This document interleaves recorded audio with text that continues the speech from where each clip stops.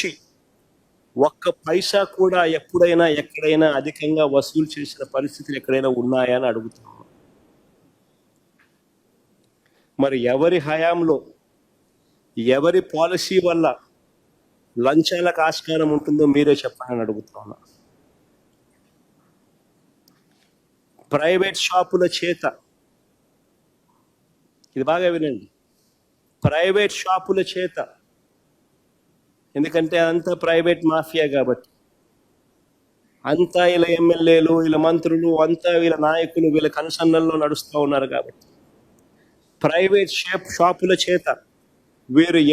ఎంపిక చేసుకున్న డిస్టిలరీలకు మాత్రమే అధికంగా ఆర్డర్లు ఇచ్చేలా ఈ ప్రైవేట్ షాపుల మాఫియా చేత ఇండెంట్ ప్లేస్ చేస్తే లంచాలు ఇస్తారా, లేక మన హయాంలో చెప్తున్నా, లేక ప్రతి బాటిల్ పై క్యూఆర్ కోడ్ పెట్టి ఆ బాటిల్ పైన ఉన్న క్యూఆర్ కోడ్ అమ్మేటప్పుడు స్కాన్ చేసి డైనమిక్గా ఆటోమేటిక్ అప్లోడింగ్, బాటిల్ మీద క్యూఆర్ కోడ్ పెట్టి బాటిల్ అమ్మేటప్పుడు క్యూఆర్ కోడ్ స్కాన్ చేసి ఆటోమేటిక్గా డైనమిక్గా అప్లోడ్ అయ్యేట్టుగా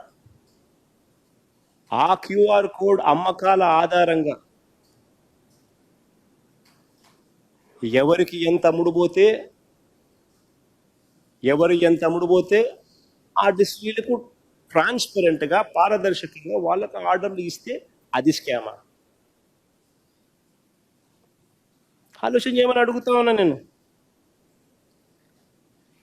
చంద్రబాబు నాయుడు గారి హయాంలో ఈ పారదర్శకత